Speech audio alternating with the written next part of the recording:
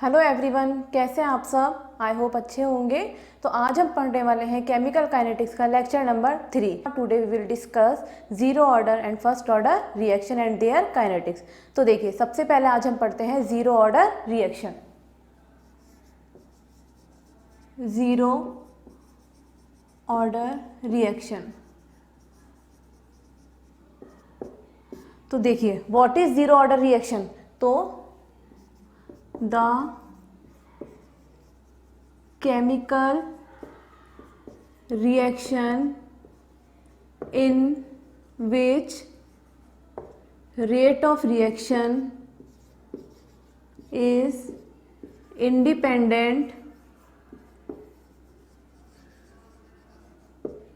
from concentration of reactant molecule.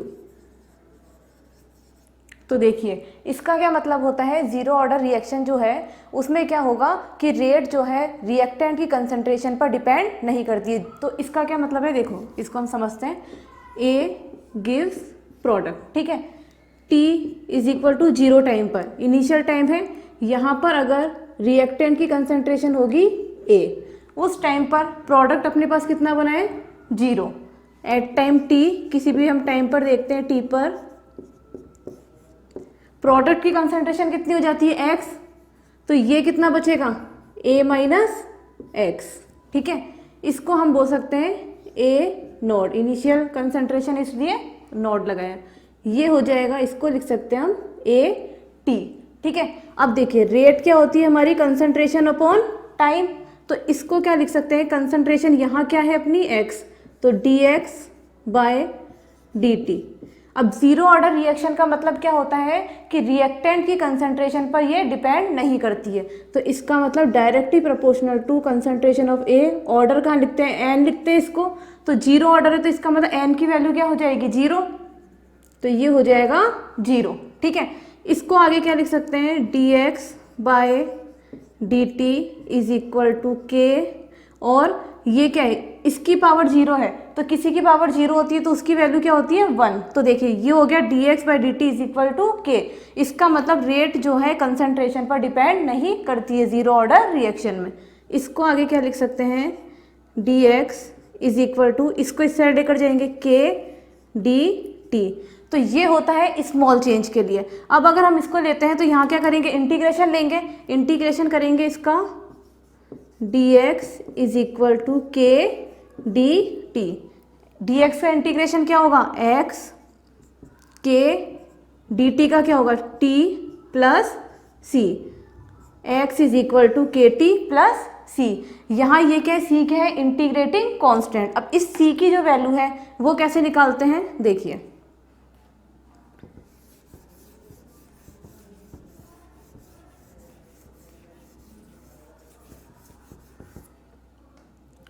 At T is equal to 0, T is equal to 0 पर क्या है, x is equal to 0, ठीक है। ये दोनों वैल्यू हम किस में पुट करेंगे, इक्वेशन नंबर 1 में। तो क्या हो जाएगा, एक्स की वैल्यू 0 इज इक्वल टू के, टी की वैल्यू क्या हो जाएगी, 0 प्लस सी। तो सी की वैल्यू क्या आ गई यहाँ पर, 0। तो ये सी की वैल्यू किस में पुट कर देंगे, 1 में। तो क्या बनेगी हमारे पास equation, x is equal to के टी। तो ये होता है जीरो ऑर्डर रिएक्शन के लिए रेट ऑफ रिएक्शन। अब अल्टरनेटिव फॉर्म में अगर हम देखते हैं इसको, एक और फॉर्मूला निकालना हो, कैसे निकाल सकते हैं, देखिए a minus x is equal to क्या है, ए टी। तो इसको लिखते हैं, देखो a minus x is equal to A T होता है, इसको नंबर दे देते हैं 2, ठीक है। अब x की वैल्यू निकालनी है तो क्या हो जाएगा,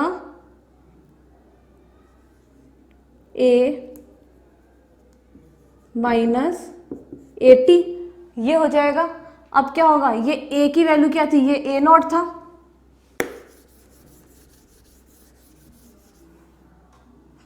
तो x is equal to A naught minus 80। इस x की वैल्यू को इक्वेशन नंबर 2 में पुट कर देते हैं। तो क्या हो जाएगा, A naught minus A T is equal to के टी। तो आगे क्या होगा,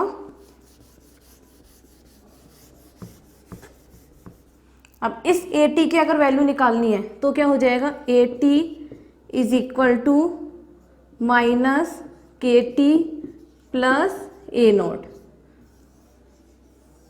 तो ये होता है जीरो ऑर्डर रिएक्शन के लिए रेट ऑफ रिएक्शन और उसकी काइनेटिक्स। अब देखिए, तो एक फॉर्मूला क्या होता है जीरो ऑर्डर रिएक्शन का, ये एक फॉर्मूला क्या होता है जीरो ऑर्डर रिएक्शन का, ये। इसके बाद में हम देखते हैं हाफ लाइफ। अब देखिए हाफ लाइफ का मतलब क्या होता है कि हाफ लाइफ मतलब कि जितनी उसकी लाइफ हो उसकी आधी होना, ठीक है। तो मतलब कि अगर जितनी, इसका मतलब क्या होगा, रिएक्टेंट है, रिएक्टेंट की जितनी कंसंट्रेशन है, तो हम देखते हैं हाफ लाइफ का मतलब कि कितने टाइम बाद उसकी कंसंट्रेशन पहले जो इनिशियल कंसंट्रेशन थी उसकी हाफ हो जाती है, ठीक है। तो देखिए जीरो ऑर्डर रिएक्शन में हमने कौन कौन से फॉर्मूले पढ़े हैं, इनको यहाँ साइड में लिख देते हैं। x इज इक्वल टू के टी और A T is equal to minus K T plus A nought. ये दो फॉर्मूले थे जीरो ऑर्डर के। अब इसके बाद हम देखते हैं half life.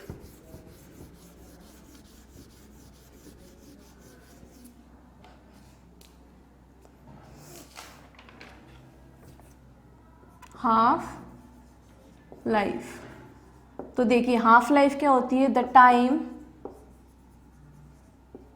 In which the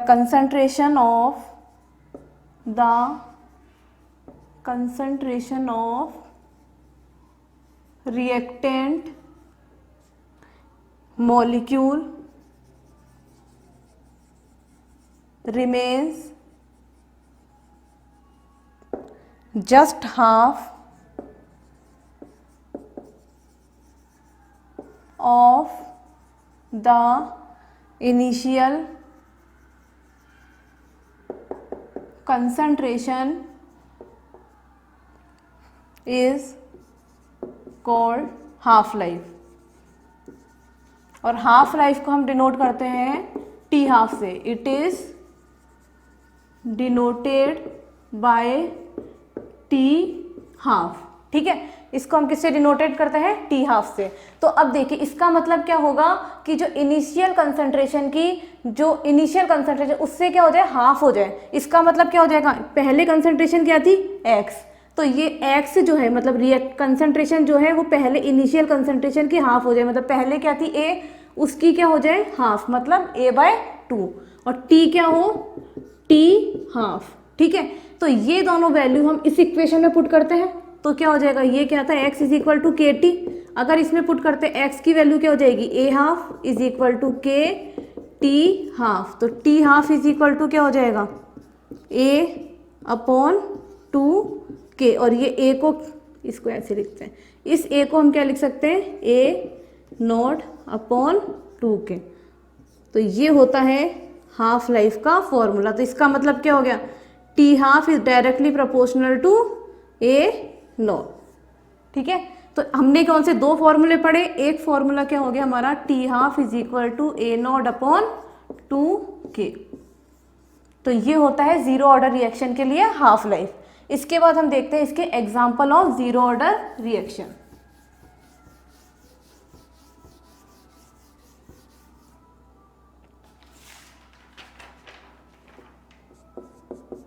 example of zero order reaction. तो देखो एग्जाम्पल, फर्स्ट एग्जाम्पल है H2 plus Cl2 2HCl 2NH3 gives N2 plus 3H2, और किसकी प्रेजेंस में होती है, प्लेटिनम की।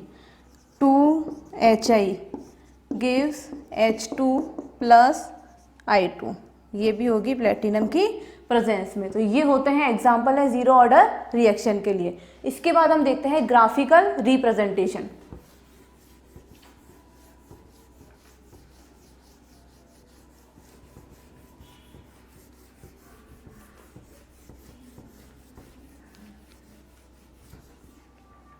देखिए ग्राफिकल रिप्रेजेंटेशन का मतलब क्या हो गया कि हमें ग्राफ के अकॉर्डिंग करना है।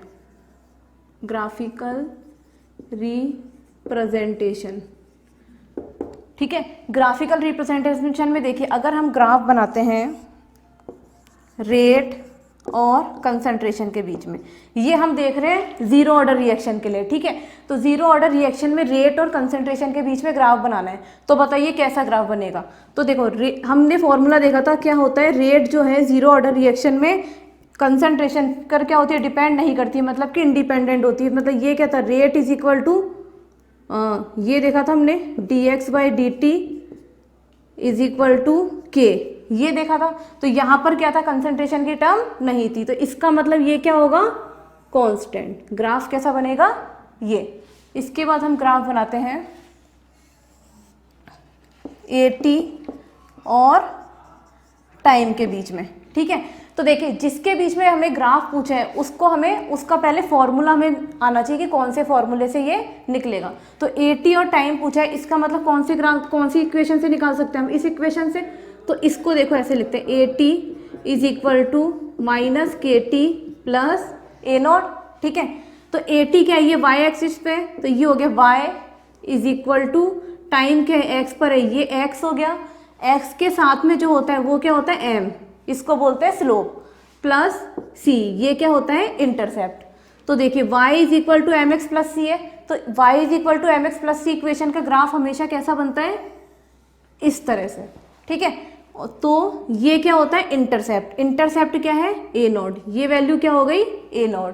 और ये क्या होता है, स्लोप। स्लोप की वैल्यू क्या होती है, ये जो m होता है ये स्लोप होता है, यहाँ पर ये क्या है, माइनस k, ठीक है। आगे ग्राफ बनाना, नेक्स्ट हम बनाते हैं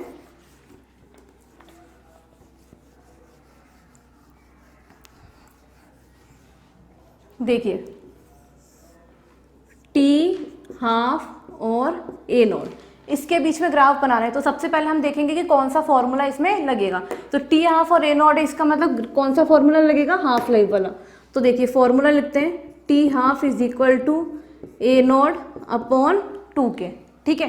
तो ये T½ क्या है, y is equal to A0 क्या है, x, x के साथ में जो होता है वो m होता है, मतलब ये y is equal to mx वाला ग्राफ है। तो यहाँ क्या होगा, y is equal to mx कैसे बनता है ग्राफ, हमेशा इस तरह से बनता है, ठीक है। तो यहाँ पर ये m क्या होगा, स्लोप, स्लोप की वैल्यू क्या होगी यहाँ पर 1/2k, ठीक है। इसी तरह से हम एक ग्राफ और बताते हैं।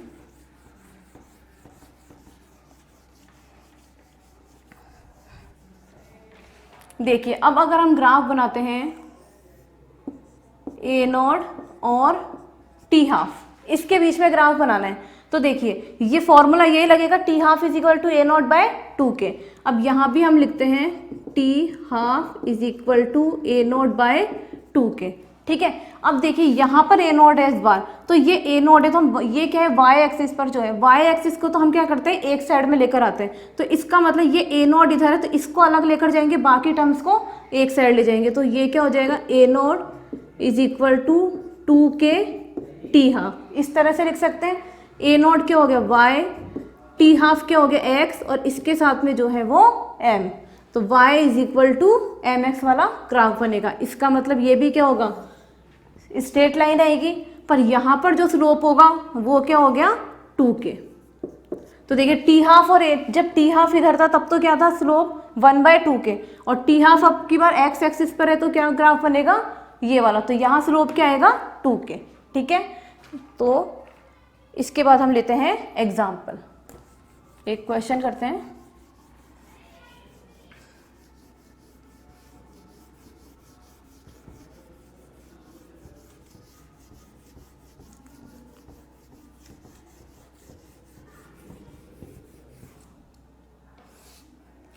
तो देखिए क्वेश्चन लिखिए, A gives product to be zero order reaction if time taken for 50% completion is 2 minutes. Find the time required for 25% completion of reaction। ठीक है, अब देखिए यहाँ पर हमें सबसे पहले देखेंगे कि क्या गिवन है। A gives product to be zero order reaction if time taken for 50% completion is 2 minute.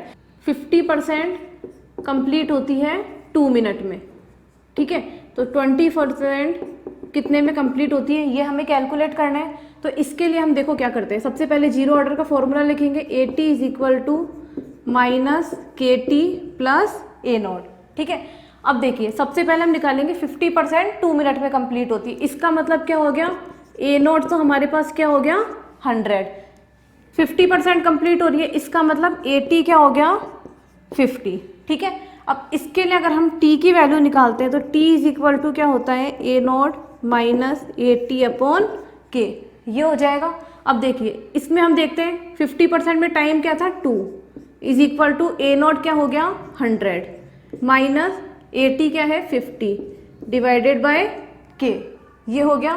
तो इसको हम क्या लिख सकते हैं 50 बाय K, इक्वेशन नंबर 1 बन गई। अब हम देखते हैं क्या है 25% कब कंप्लीट होती है, तो इसके लिए भी क्या हो जाएगा T is equal to A0 minus AT by K। अब 25% का मतलब क्या हो गया, A0 तो हो गया 100 और AT क्या हो गया 25, तो इसको क्या लिख सकते हैं T, हमको ये T कैलकुलेट करना है 100 माइनस 25 डिवाइडेड बाय K, तो ये हो गया 75 बाय K, ठीक है। ये इक्वेशन बन गई 2। तो अब देखिए अब हम आगे क्या कर सकते हैं, हमें क्या निकालना है 25% में टाइम निकालना है, तो इन दो इक्वेशन से हम निकाल सकते हैं सेकेंड डिवाइड बाय 1, ये कर सकते हैं। तो क्या हो जाएगा देखिए T by 2 is equal to 75 by K upon 50 by K, ये हो जाएगा। तो देखिए यहाँ से क्या होगा K से K कैंसिल, तो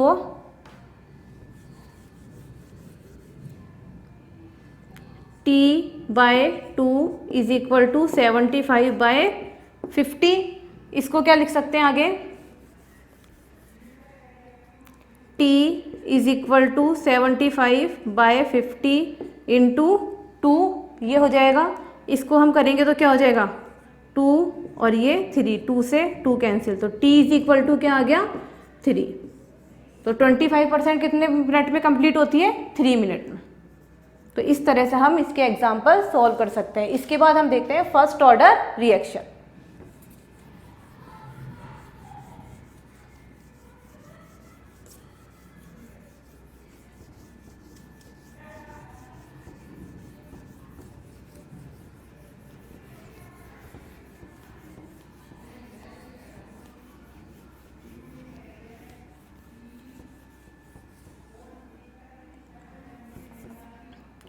फर्स्ट ऑर्डर रिएक्शन, तो देखिए फर्स्ट ऑर्डर रिएक्शन का मतलब क्या होगा कि रेट जो है रिएक्टेंट के जितने भी मॉलिक्यूल हैं उनकी क्या होगी कंसंट्रेशन पर डिपेंड करेगी। कितने मॉलिक्यूल की, सिर्फ एक मॉलिक्यूल की कंसंट्रेशन पर डिपेंड करती है। जीरो ऑर्डर में क्या होगा किसी पर डिपेंड नहीं करती। फर्स्ट ऑर्डर में क्या होगा 1 मॉलिक्यूल पर डिपेंड करेगी। सेकंड ऑर्डर होगा तो क्या होगा 2 मॉलिक्यूल की कंसंट्रेशन पर डिपेंड करती है। तो इसको हम क्या लिख सकते हैं देखिए the chemical reaction in which the rate is directly proportional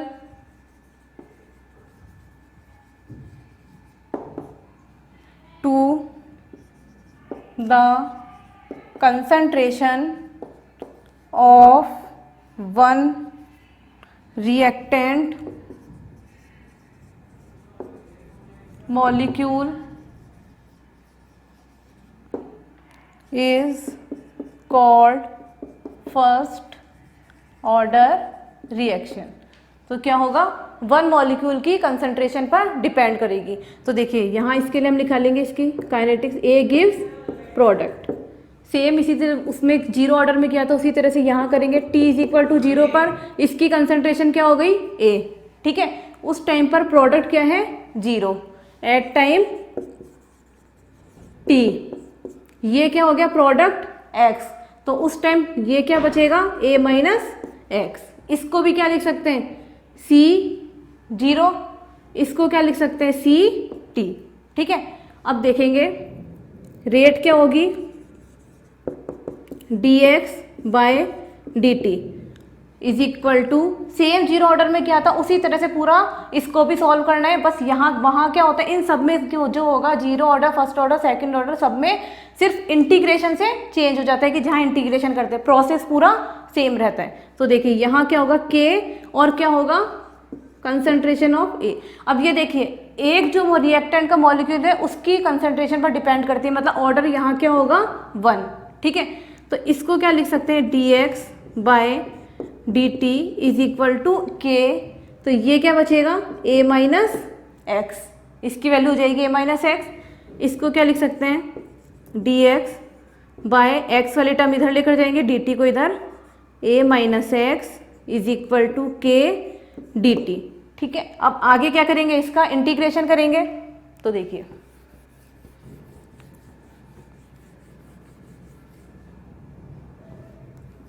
D X upon A minus x is equal to के डी टी, ये हो गया। अब देखिए D X by A minus x का इंटीग्रेशन करते हैं तो क्या होगा, minus L N A minus X, ये हो जाएगा। कैसे होगा, देखिए ये क्या है, one by X, one by X का क्या होता है, इंटीग्रेशन होता है एल एन एक्स, ठीक है। उसके बाद ये माइनस एक्स है, इसका करेंगे तो यहाँ आगे क्या जाएगा, माइनस। तो ये हो गया minus L N A minus x is equal to के टी प्लस सी। जैसे जीरो ऑर्डर में निकाली थी सेम इसी तरह से यहाँ भी सी की वैल्यू निकालेंगे, सेम वही process. At T is equal to zero, X is equal to zero, at T is equal to zero, X is equal to zero. ये दोनों वैल्यू इस इक्वेशन में पुट करेंगे तो क्या हो गया, minus L N A minus zero is equal to के इंटू जीरो प्लस सी। तो c इज इक्वल टू क्या हो जाएगा, माइनस एल एन ए। तो ये जो c की वैल्यू है इस इक्वेशन में पुट कर देंगे, इक्वेशन नंबर 1 में पुट कर देंगे। तो क्या हो जाएगा, minus L N A minus x is equal to के T minus L N A, ठीक है। अब ये वाली टर्म को इस साइड लेकर जाएंगे तो क्या हो गया, L N A minus L N A minus x is equal to के टी। तो ये क्या है, log A minus log B क्या होता है, लॉग ए अपॉन बी। तो L N A upon A minus x is equal to के टी। तो यहाँ क्या हो गया, K is equal to one by T L N A upon A minus x. तो ए किसको हम इस तरह से लिख सकते हैं। अब क्या लिख सकते हैं, एल एन को हम क्या लॉग में भी कन्वर्ट कर सकते हैं। तो इसको क्या लिख सकते हैं, अब एल एन को लॉग में कन्वर्ट करेंगे तो क्या होगा, 2.303 से मल्टीप्लाई करते हैं तो क्या होगा, k is equal to 2.303 upon T log A upon A minus x. तो ये हो गई फर्स्ट ऑर्डर रिएक्शन के लिए रेट ऑफ रिएक्शन का फॉर्मूला। इसके बाद देखिए हम इसमें भी सेम क्या करेंगे, हाफ लाइफ निकालेंगे। हाफ लाइफ में क्या होगा, x की वैल्यू क्या हो जाएगी, जो इनिशियल कंसंट्रेशन उसकी हाफ, तो x is equal to a by two, और t क्या हो गया, t हाफ। तो देखिए हाफ लाइफ ये किसके लिए, फर्स्ट ऑर्डर के लिए। तो क्या होगा, x is equal to a by two, t is equal to t half. अब हम किसी भी इक्वेशन में पुट कर सकते हैं, अगर इसमें पुट करते हैं तो क्या होगा, k is equal to one by T half ln a upon a minus a/2 ये हो गया। इसको आगे क्या लिख सकते हैं, टी हाफ हमें निकालना है, तो ये T half is equal to 1/k ln ये a upon a minus a half है, तो यहाँ क्या बचेगा a/2। ठीक है, अब देखिए ये 2 क्या होगा, ऊपर जाएगा, a से a कैंसिल हो जाएगा, तो क्या बचेगा T half is equal to 1/k ln 2। ठीक है, एक फॉर्मूला इसका क्या हो गया, T half is equal to ln 2/k। अब इसको क्या लिख सकते हैं, लॉग में कन्वर्ट करेंगे, लॉग में कन्वर्ट करेंगे तो क्या लिखेंगे, T half is equal to 2.303 से मल्टीप्लाई अपॉन के लॉग 2 ये हो गया। अब इसको क्या करेंगे, लॉग 2 की वैल्यू क्या होती है 0.3010, तो क्या लिख सकते हैं इसको,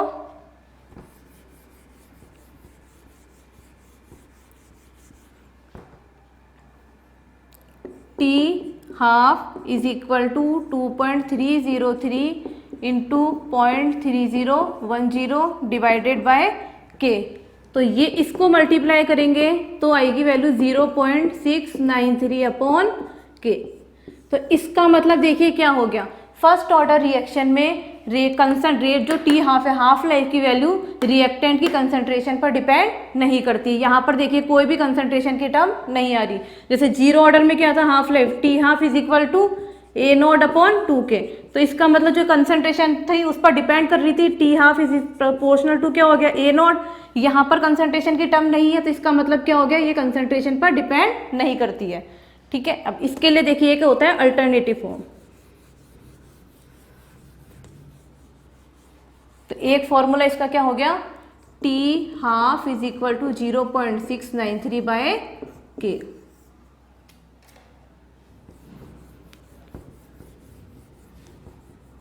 फर्स्ट ऑर्डर के लिए हम अल्टरनेटिव फॉर्म निकाल सकते हैं,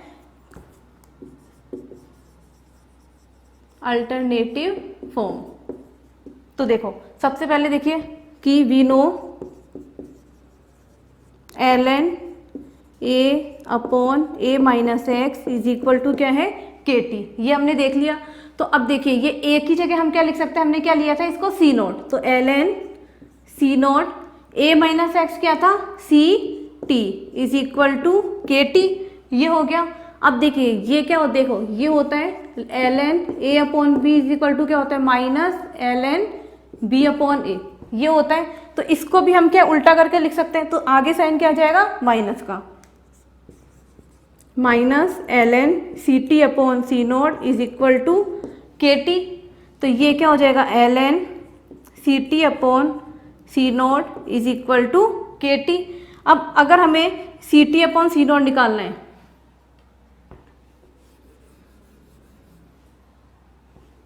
ct upon c nought is equal to क्या हो जाएगा, ये ln इधर जाएगा। तो देखिए अगर हम ln को इस साइड में लेकर जाते हैं तो क्या होता है, जैसे कि ये है ln a is equal to b है, तो अगर इस ln को इस साइड लेकर जाएंगे तो ये क्या होगा e की पावर में ये जो है b, ये होता है। और अगर ये होता log a is equal to b, ये होता तो क्या होता है a is equal to log होता है तो 10 बेस होता में होता है ये, तो इसलिए 10 की पावर में ये b जाता है। तो यहाँ ln है तो ये क्या होगा e की पावर और ये आ जाएगा kt।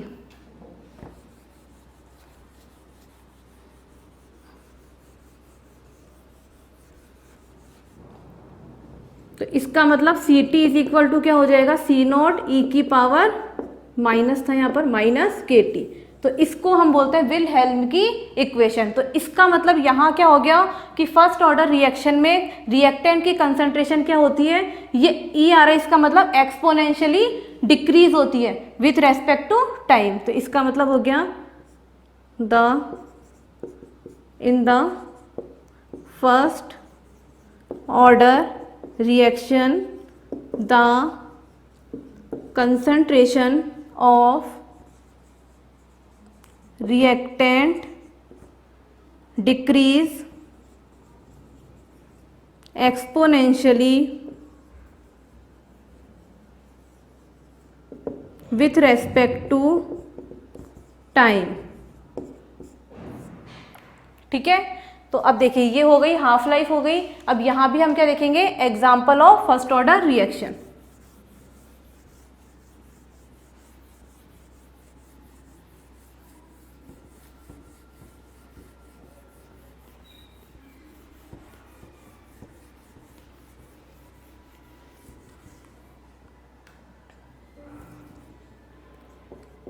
Example of first order reaction. अब देखिए फर्स्ट ऑर्डर रिएक्शन के हमें एग्जाम्पल देखने हैं, तो देखिए कौन कौन से होते हैं। फर्स्ट एग्जाम्पल है decomposition of N2O5। Second example radio active disintegration.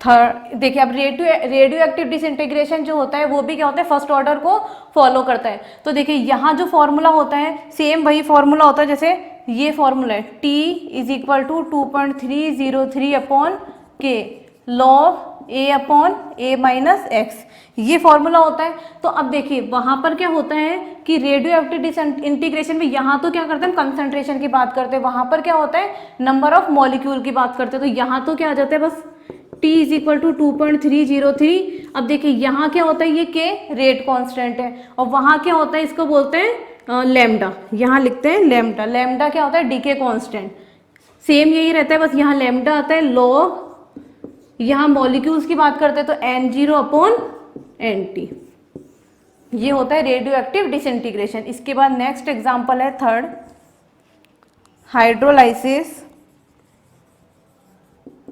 Of ester in acidic medium, ये होता है स्यूडो ऑर्डर रिएक्शन में होता है, इसको हम बाद में पढ़ेंगे स्यूडो ऑर्डर रिएक्शन क्या होती है। ठीक है, अब इसके बाद हम पढ़ेंगे ग्राफिकल रिप्रेजेंटेशन।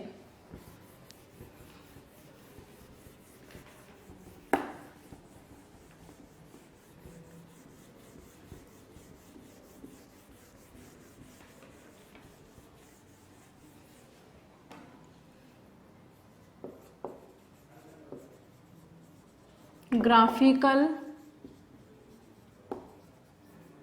रिप्रेजेंटेशन, तो देखिए ग्राफिकल रिप्रेजेंटेशन में हम सबसे पहले ग्राफ बनाएंगे T हाफ और A। तो देखिए अब T हाफ के बीच में बनाना है, तो इसका मतलब सबसे पहले हम क्या करेंगे, T हाफ का फॉर्मूला लिखेंगे। तो T हाफ का फॉर्मूला क्या होता है, T half is equal to 0.693 upon K. अब यहाँ क्या है, कंसंट्रेशन के बीच में बनाना है, कंसंट्रेशन क्या है, यहाँ पर टर्म ही नहीं है, इसका मतलब कि कंसंट्रेशन पर ये डिपेंड नहीं करती, इसका मतलब ग्राफ क्या आ जाएगा, ये कांस्टेंट। इसके बाद हम ग्राफ बनाते हैं रेट और कंसंट्रेशन ऑफ ए। तो देखिए रेट और कंसंट्रेशन के बीच में ग्राफ बनाएंगे, मतलब फॉर्मूला क्या था हमारे पास, rate is directly proportional to concentration of A, ये था यहाँ पर। ठीक है, तो रेट इज इक्वल टू क्या हो जाएगा, के ए। तो इसका मतलब y is equal to mx वाला ग्राफ बनेगा और स्लोप आ जाएगा k। अब देखिए इसके बाद हम नेक्स्ट ग्राफ देखते हैं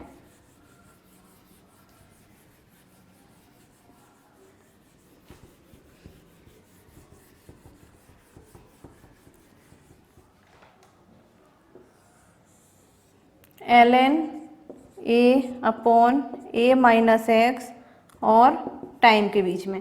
अब ln a upon a minus x और टाइम के बीच में ग्राफ बनाना है, इसका मतलब हम कौन सा फॉर्मूला लेंगे, ये वाला। तो इसका मतलब क्या था, k is equal to 1 upon T ln a upon a minus X, ये फॉर्मूला था। ये कौन सी टर्म है, y वाली को एक साइड लेते हैं, बाकी सारी टर्म्स को एक साइड ले जाते हैं। तो इसका मतलब ये वाली टर्म एक साइड रहेगी ln a upon a minus x और बाकी का सारा एक साइड चला जाएगा, तो k t। ठीक है, तो ये पूरा क्या हो गया, y इज इक्वल टू ये टी एक्स, इसके साथ में m। तो ग्राफ क्या बनेगा, y is equal to M x वाला, मतलब ग्राफ ये बन जाएगा। यहाँ स्लोप क्या आ जाएगा, m क्या था, k। ठीक है, नेक्स्ट ग्राफ देखते हैं हम।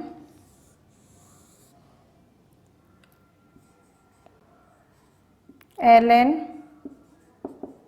at और टाइम के बीच में। ये हमें ग्राफ बनाना है ln AT और टाइम के बीच में।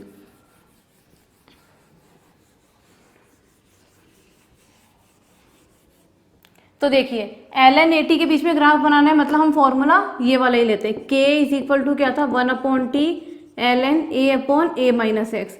ln AT है, इसका मतलब इसको क्या लिख सकते हैं, k is equal to 1/t ln A0/A-x क्या है AT। ठीक है, अब इसको ln AT लिखना है, मतलब इसको भी क्या होगा, ये ln AT है तो ये A/B है, तो इसको पहले ओपन करेंगे तो ये क्या हो जाएगा KT is equal to ln, upon में होता है एल, लॉग जो होता है ln A/B, ये क्या होता है ln A minus ln B, तो इसको क्या लिख सकते हैं ln A0 minus ln AT, ये लिख सकते हैं। तो यहाँ क्या हो जाएगा, ln AT को एक साइड में लेकर जाना है, तो ln AT is equal to minus KT plus ln A0, ये हो जाएगा। अब देखिए ln AT ये क्या है y एक्सिस, टाइम क्या है x, तो इसके साथ में x के साथ में m होता है प्लस c, मतलब ग्राफ कौन सा बनेगा y is equal to mx plus c का। तो ग्राफ कैसे बनता है, इस तरह से। ठीक है, तो ये क्या हो गया इंटरसेप्ट, इंटरसेप्ट की वैल्यू क्या आ रही है ln A0, और स्लोप क्या आएगा m की वैल्यू माइनस k। तो ये हो गई हमारी फर्स्ट ऑर्डर रिएक्शन के लिए रेट ऑफ रिएक्शन। इसके बाद हम देखेंगे इसके लिए भी एक क्वेश्चन।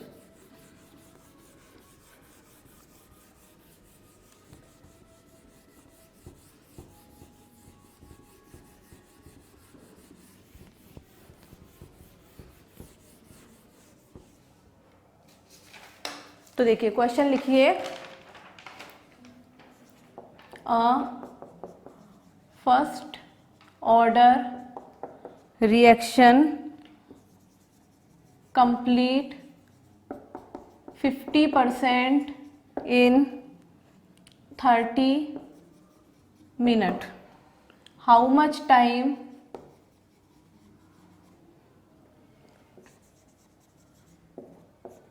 it will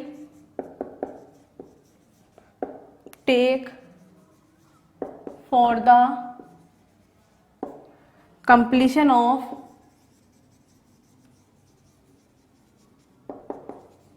99.9% reaction.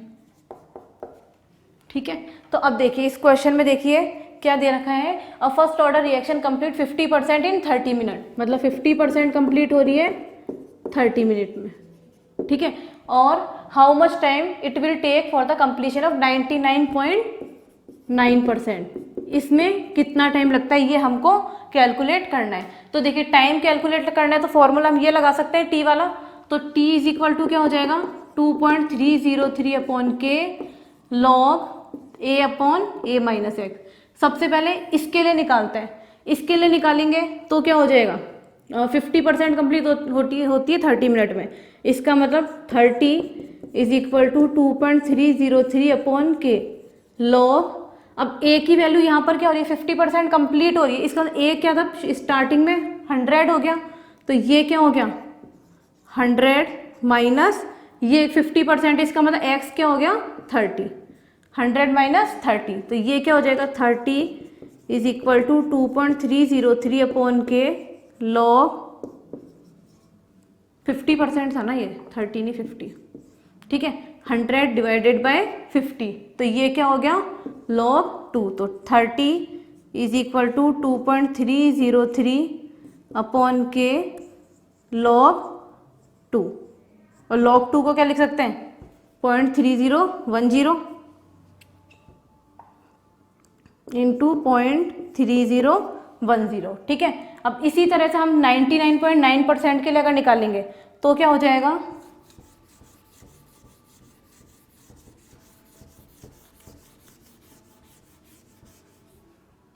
देखिए इस फॉर्मूले में रखेंगे t is equal to 2.303 upon K log A क्या हो जाएगा 100 अपॉन ये a माइनस एक्स है, तो ये a तो क्या हो गया 100 माइनस एक्स की वैल्यू क्या हो गई 99.9, ये हो जाएगा।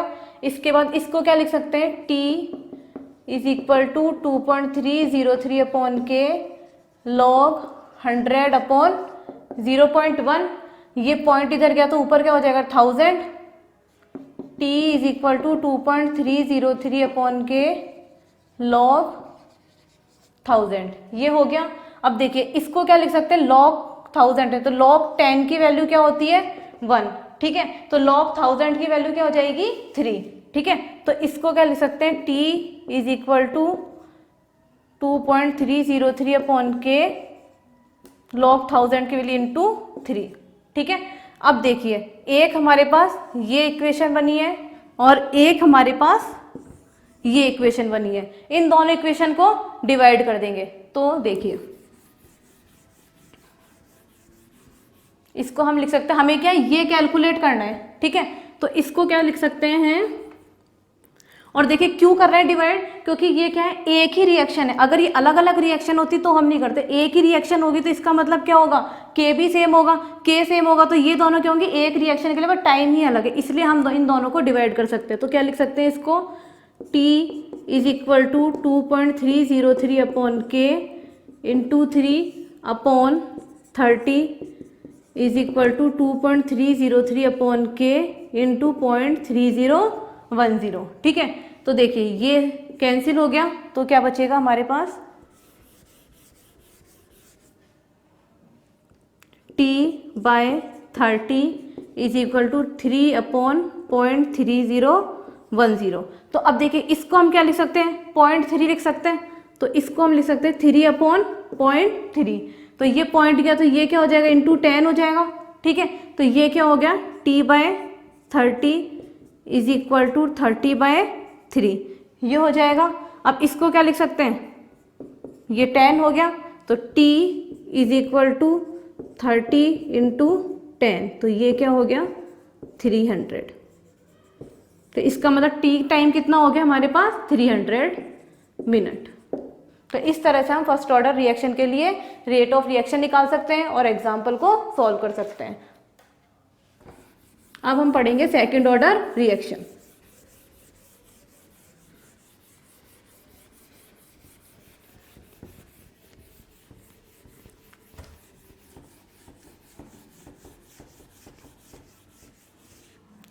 तो देखिए सेकंड ऑर्डर रिएक्शन का मतलब क्या होगी, रेट जो होगी रिएक्टेंट के कंसंट्रेशन के 2 मॉलिक्यूल्स पर डिपेंड करेगी। तो देखिए सेकंड ऑर्डर रिएक्शन, तो ये क्या होगी, द केमिकल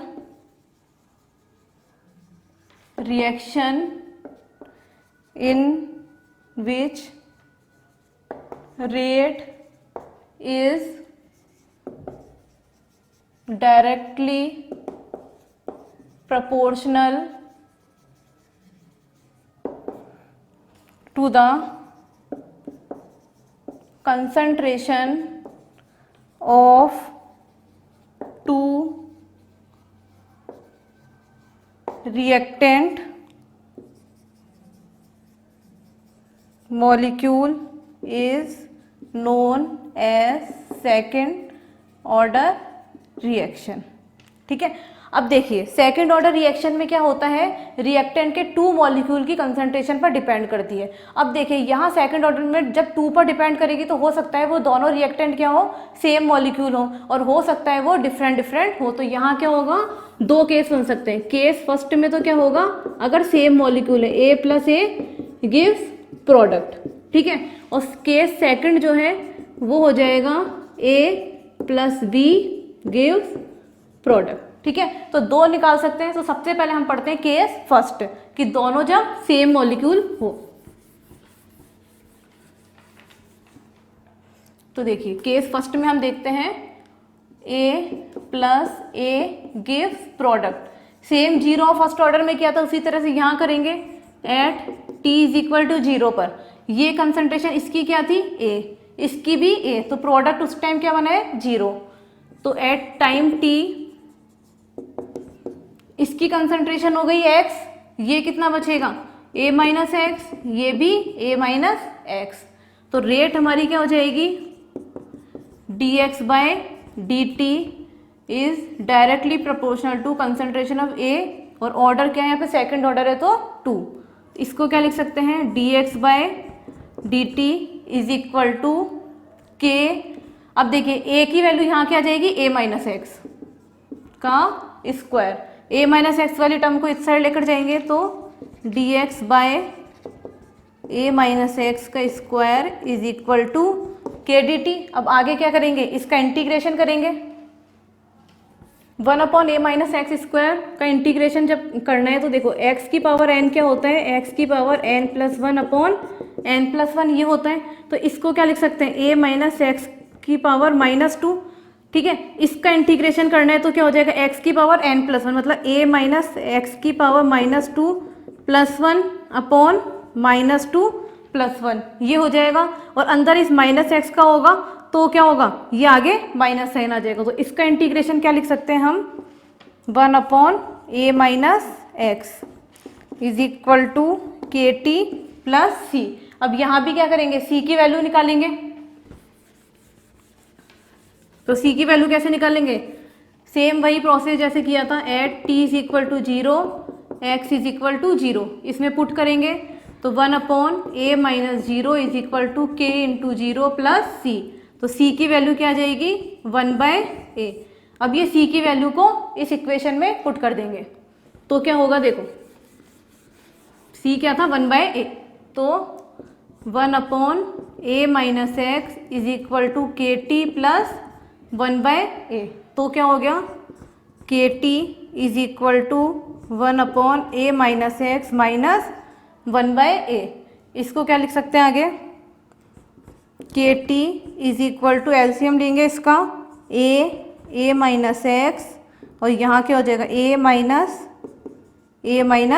एक्स। तो क्या हो जाएगा, ए से ए कैंसिल, तो k T is equal to x upon A minus x.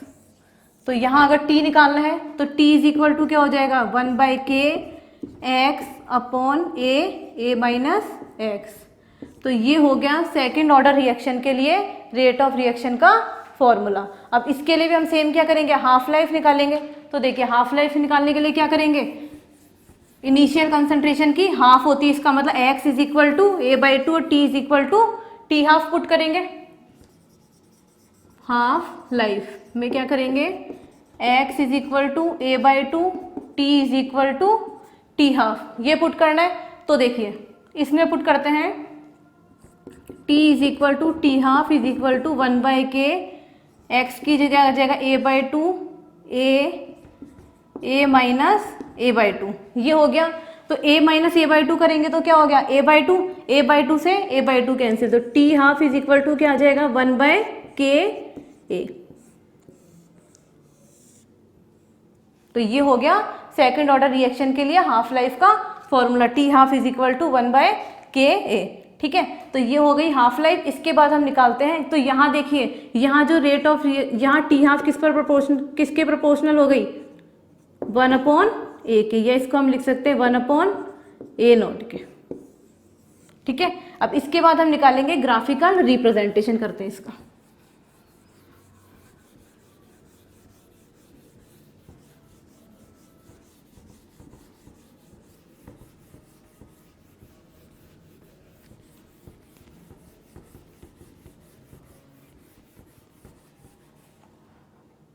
तो देखिए ग्राफिकल रिप्रेजेंटेशन का मतलब हम ग्राफ बनाएंगे इसमें,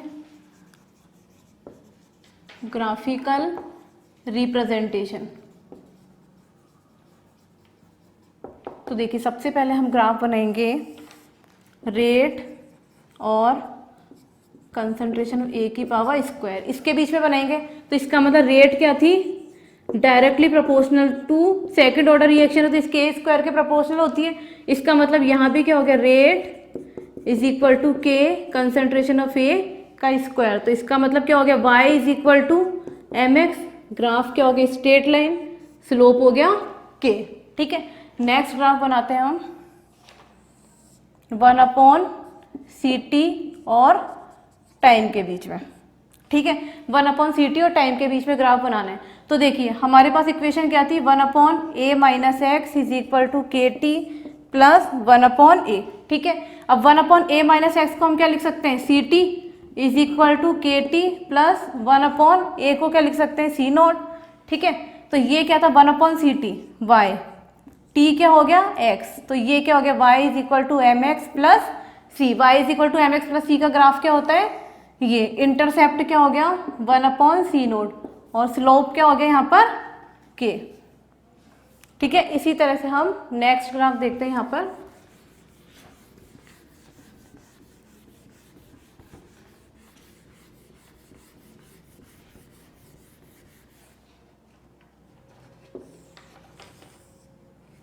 x/a माइनस एक्स और टाइम के बीच में। तो देखिए यहाँ क्या बनता है, के टी इज इक्वल टू क्या था, x/a माइनस एक्स, ये था, ठीक है। तो ये क्या हो गया x/a माइनस ये y इज इक्वल टू ये क्या है एम एक्स, तो ये क्या होगा ग्राफ ये बनेगा, स्लोप क्या हो गया यहाँ पर k। इसके बाद नेक्स्ट ग्राफ देखते हैं हम।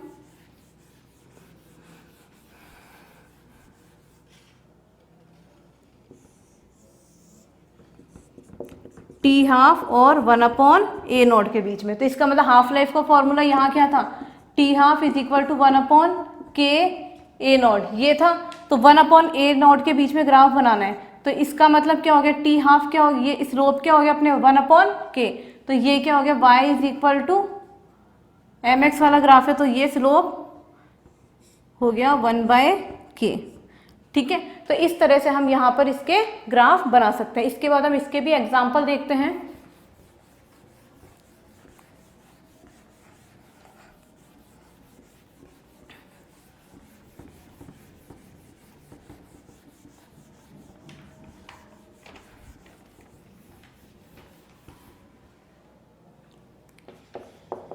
Example of second order reaction. तो देखिए एग्जाम्पल देखते हैं। फर्स्ट एग्जाम्पल हो गया हाइड्रोलाइसिस ऑफ अमोनिया। सेकेंड मतलब ये 2NH3N2 plus 3H2। Second example हो जाएगा डीकम्पोजिशन ऑफ HI। इसका मतलब 2HI gives H2 plus I2। तो ये होगा इसके एग्जाम्पल।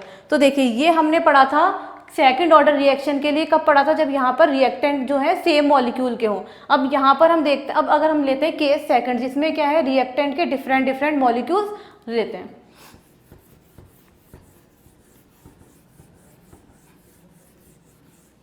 डिफरेंट मॉलिक्यूल्स का मतलब क्या हो गया, जैसे वहाँ A+A लिया था, तो केस सेकंड में क्या हो जाएगा A plus B gives product. तो यहाँ भी क्या हो जाएगा, T is equal to 0 time है, तो यहाँ कंसंट्रेशन इसकी A, इसकी B, इसकी 0 एट टाइम T पर। ये क्या हो गया X, तो ये हो जाएगा A माइनस एक्स और ये हो जाएगा B माइनस एक्स, ठीक है। तो अब देखिए रेट क्या हो जाएगी, dx by dt is proportional to concentration of A और कंसंट्रेशन ऑफ B, ठीक है। दो मॉलिक्यूल हो गए A और B, वहाँ जब सेम होते हैं तो ये क्या होता है A स्क्वायर। तो dx upon dt is equal to k। A की क्या है यहाँ पर A माइनस एक्स, B को क्या लिख सकते हैं B माइनस एक्स। ये वाली टर्म इस साइड आ जाएगी, dt वाली उधर जाएगी, तो क्या हो गया dx upon A minus x B minus x is equal to k dt। ये हो गया। अब यहाँ भी इसका क्या करेंगे हम, integration.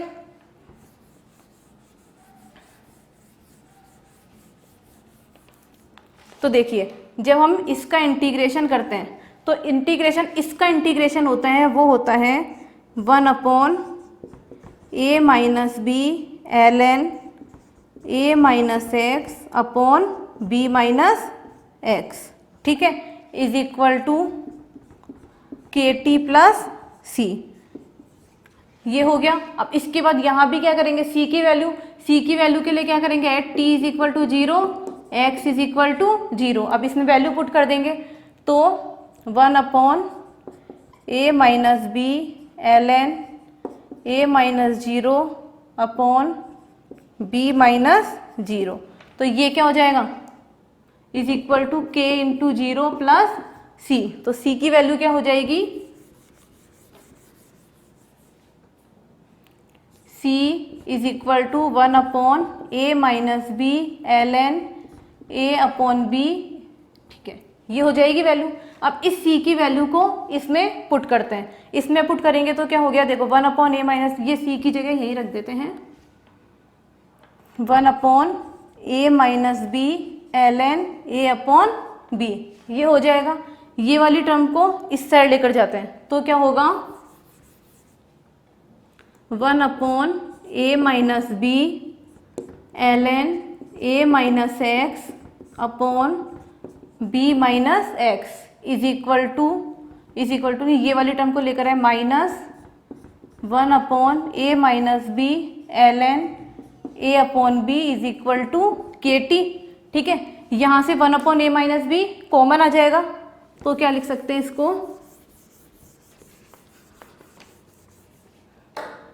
1 upon a minus B ln a minus x upon b minus X minus ln a upon b is equal to kt। ये हो गया। अब ये log a minus a b, log a minus log b क्या होता है, log a upon b। तो इसको क्या लिख सकते हैं, 1 upon a minus B ln, अब a अपॉन b होगा, इसके नीचे ये आएगा a minus x upon b minus x upon a upon b। तो ये b तो क्या हो जाएगा, ऊपर चला जाएगा और ये इसके साथ में आ जाएगा। तो इसको कैसे लिख सकते हैं, ln b a minus x upon a b minus x, ठीक है, इज इक्वल टू kt। तो ये हो गया k सेकंड के लिए रेट का फॉर्मूला। अब यहाँ पर क्या होता है, हम हाफ लाइफ को प्रिडिक्ट नहीं कर सकते। क्यों नहीं कर सकते, हाफ लाइफ का मतलब क्या होगा कि x की वैल्यू क्या होती है, a/2 लेते हैं हाफ। तो यहाँ a माइनस एक्स है तो यहाँ तो a/2 लेंगे, इसमें क्या लेंगे b माइनस एक्स है तो b/2 लेंगे। और क्या होगा, t की वैल्यू t हाफ। अब देखिए यहाँ पर अगर a की वैल्यू लेते हैं a/2 तो ये हाफ a हाफ हो जाएगा, ये भी b हाफ हो जाएगा। तो यहाँ क्या होगा, ये कैंसिल हो जाएगा। तो इसका मतलब ये वैल्यू क्या हो जाती है, पूरी 0 हो जाती है। 0 होने की वजह से यहाँ पर हम हाफ लाइफ को कैलकुलेट नहीं कर सकते इसके लिए। तो ये था हमारा सेकंड ऑर्डर के लिए। तो अब हम निकालते हैं इसी तरह से हम थर्ड ऑर्डर, फोर्थ ऑर्डर किसी के लिए भी निकाल सकते हैं। तो अब एक हम देखते हैं nth ऑर्डर के लिए।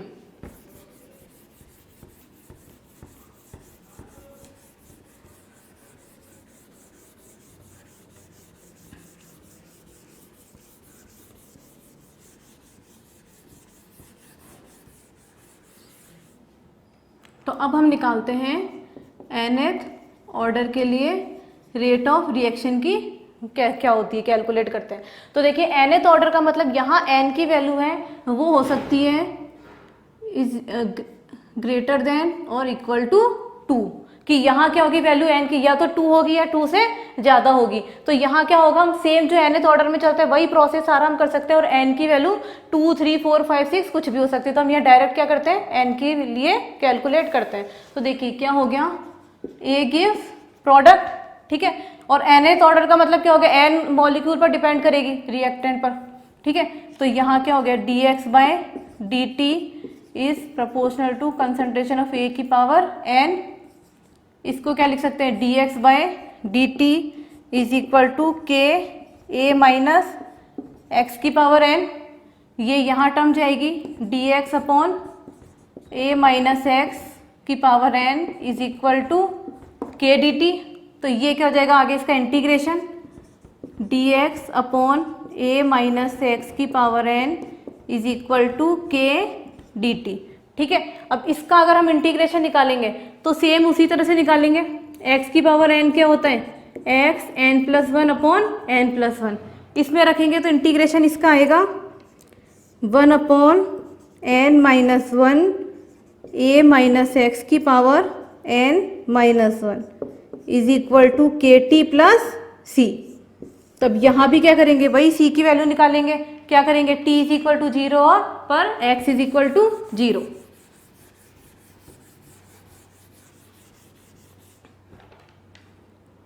t इज इक्वल टू 0 है तो x इज इक्वल टू 0, इसमें पुट करेंगे तो 1 upon n minus 1 a minus 0 की power n minus 1 is equal to k into 0 plus c। तो c की वैल्यू क्या आ जाएगी, 1 अपॉन n माइनस 1 a की पावर n माइनस 1। ठीक है, अब ये c की वैल्यू को इसमें पुट कर देते हैं। इसमें पुट करेंगे तो क्या हो जाएगा, 1 अपॉन n माइनस 1 a की पावर n माइनस 1। ठीक है, तो अब देखिए यहाँ क्या करेंगे, ये वाली टर्म इस साइड आएगी और 1 upon n minus 1 a minus x की पावर n माइनस 1, ये टर्म इधर आई minus 1 upon n minus 1 a की power n minus 1 is equal to KT।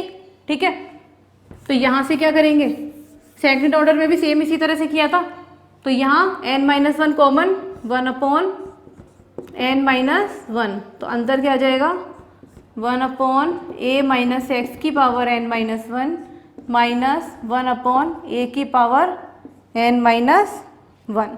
ठीक है, तो ये हो गया is equal to KT।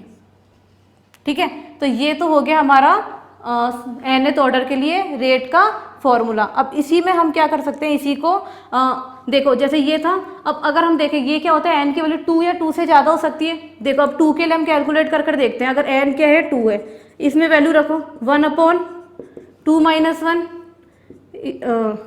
1 upon a minus x 2 minus 1 minus 1 upon a 2 minus 1 is equal to KT।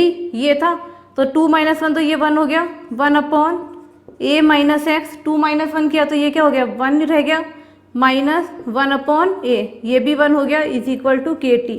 तो यही फॉर्मूला था हमारा सेकंड ऑर्डर के लिए।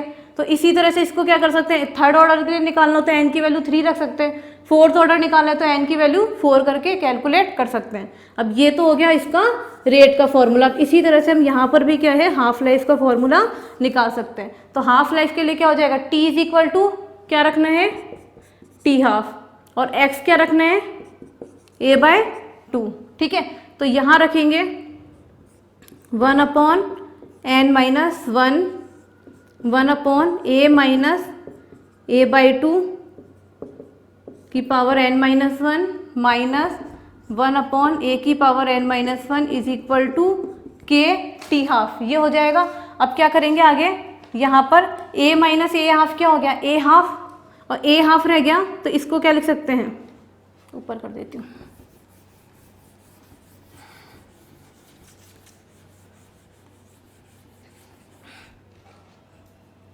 वन अपॉन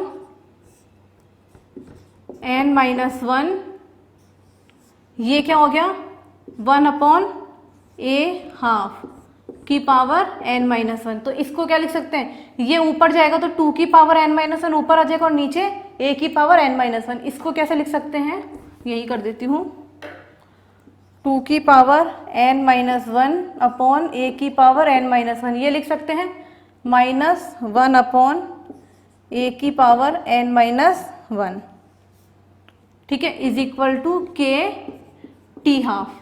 अब t हाफ अगर निकालना है तो क्या हो जाएगा हमारे पास, ये a की पावर n माइनस 1 ये भी कॉमन आ जाएगा, तो ऊपर क्या लिख सकते हैं इसको हम, 2 की power n minus 1 minus 1 upon n minus 1 के a की पावर n माइनस 1। ये हो गया t हाफ का फॉर्मूला। अब देखिए इसमें भी हम क्या है निकाल सकते हैं। तो देखो n की वैल्यू अगर हम 2 रखते हैं, n की वैल्यू 2 रखेंगे तो क्या हो गया, t half is equal to 2 की पावर, ये 2 रखेंगे 2 माइनस 1 माइनस 1 अपॉन 1 माइनस 1 क्या हो गया 0, k